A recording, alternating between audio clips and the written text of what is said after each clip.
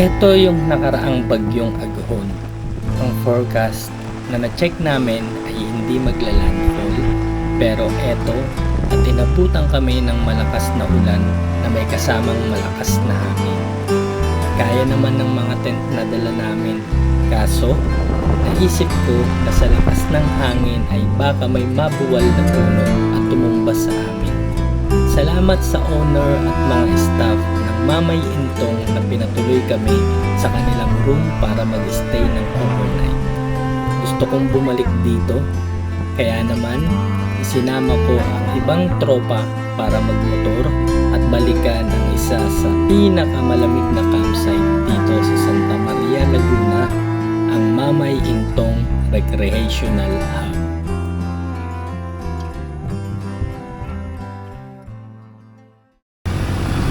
Good morning mga kapatid! Ito na naman panibagong adventure, and for today's video ay magmo-moto vlog tayo. Nandito na tayo sa kahabaan ng Marcos Highway yata ito, papuntang Marilake. At babalikan natin kung saan kami binagyo yung nakaraang bagyong Aghon o Ahon? Ayan mga kapatid, so bali update ko na lang kayo mamaya at dire-diretso kami ng takbo. Let's go!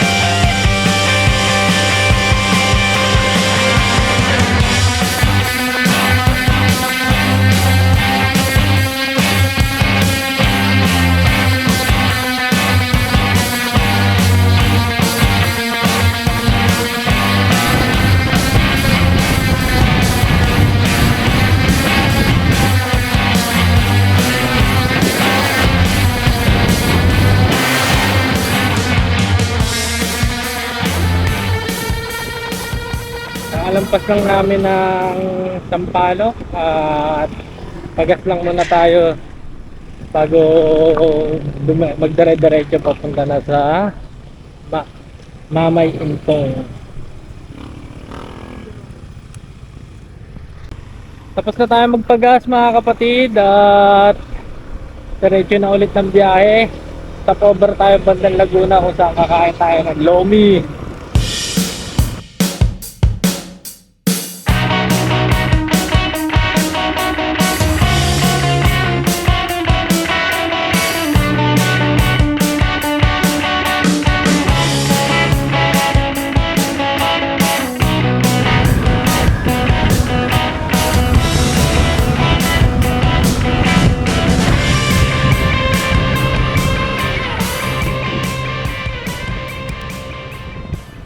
Stop over muna tayo rito at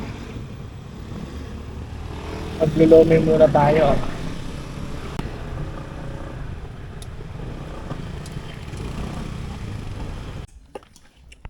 Food trip muna tayo rito. Lomi. O yan, oras ba kaya? Quarter. Branch na to. Kain muna tayo.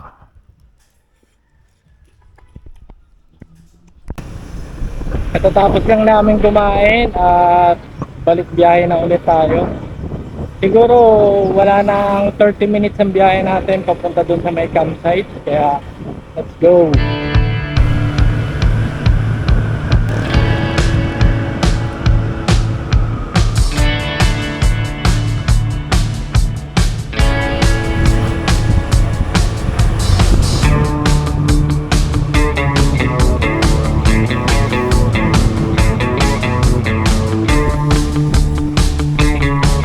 Pagdating nyo ng kilometer 89, kakaliwa na kayo rito.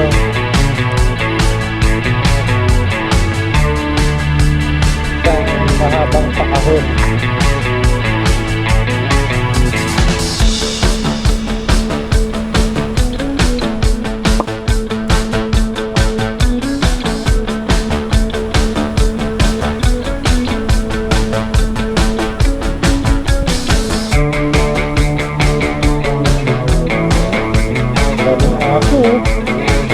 Kitaan lang po, huwag nyo habulin.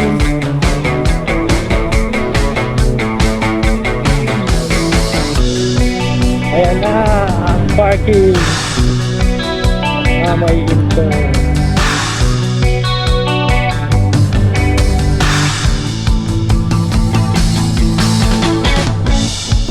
Dito na kami sa may Mamay Intong Recreational Hub. Kung napapansin nyo mga kapatid, ayan na yung hamog. At kasalukuyang lumalamig na.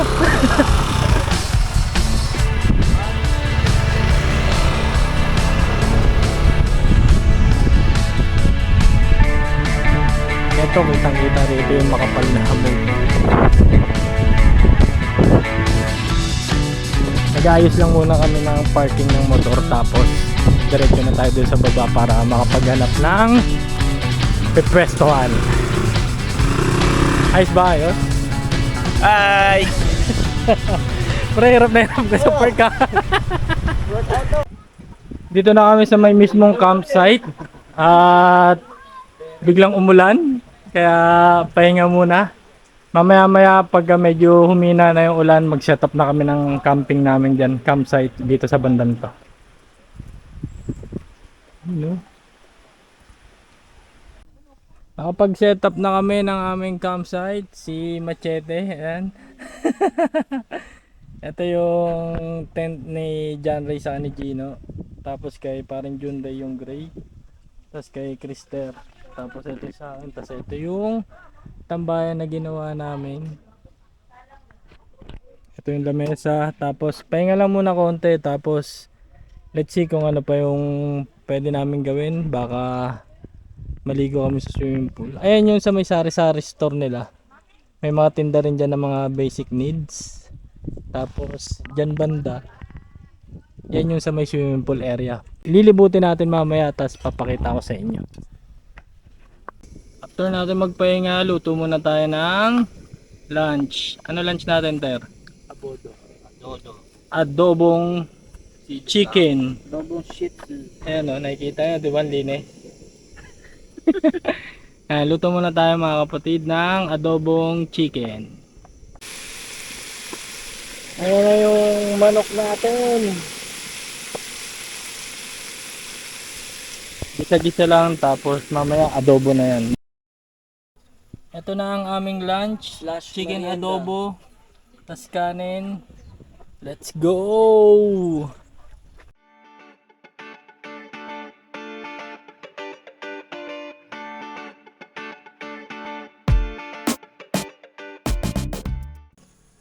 Wala naman kami masyadong ginagawa rito. Chismisan lang. Since umuulan na at lumalamig na yung klima rito sa may campsite, eto, sakto may pampainit kami na Absolute drinking water. Ayan. Painit muna tayo mga kapatid, tas mamaya either mag-swimming tayo, kaso ang lamig ng tubig eh. Bahala na kung ano yung pwede mangyari.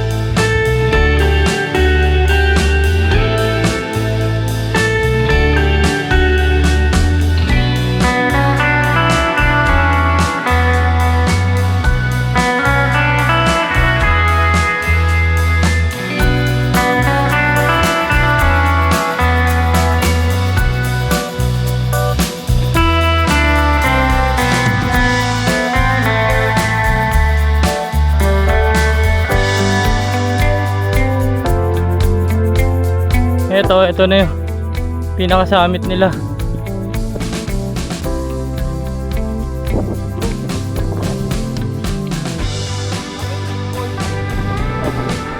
Wow! Yun o.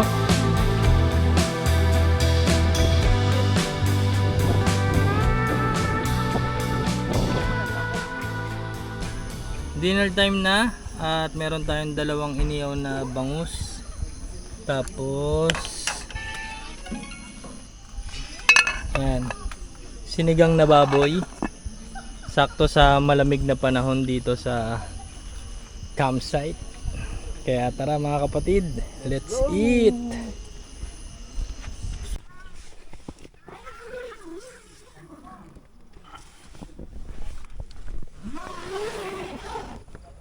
So yun.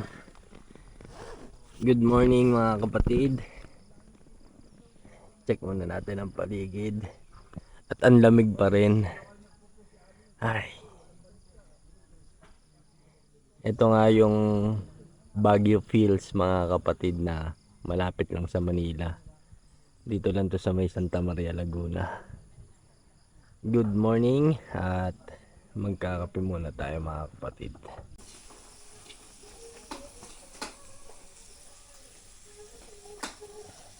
Hello mga kapatid, wala ngayon si Kuya Eric, ako to, si John Ray, to, nagluluto kami ngayon, ako pala, ng tuyo, itlog na luto na. Si Krista niluluto yung kinano namin na tapa, ito, iniinit na lang, si Krista. Sabi mo, Zop. Zop, dog. So yun, balikan namin kayo pagkakain namin. Zop. Ito at luto na ang aming mga breakfast. Meron tayong tapa, itlog, tuyo, daing, saka ano yan pre? Ano yan? Yung mukha mo.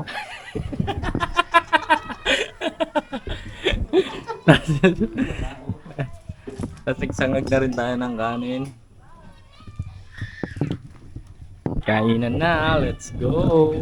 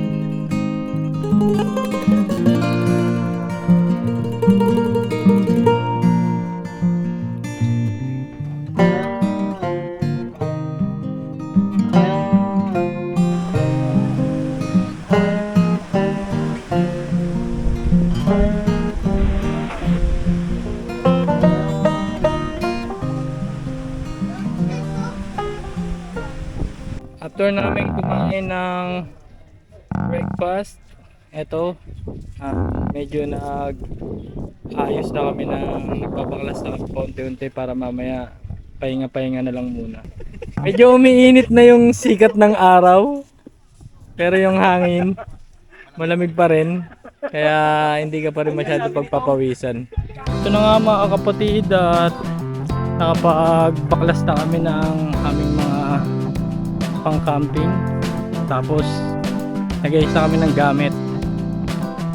Setup lang muna namin pabalik sa aming mga motor, mga kanya-kanyang gamit. Bali dito, kapag nakamotor kayo, pwede kayo mag-park dito banda sa taas ng parking area nila, para if ever na may kailangan pa kayong bilhin, hindi kayo maiipit ng mga 4 wheels. Kasi dito sa Mamay Intong, ito yung parking area nila.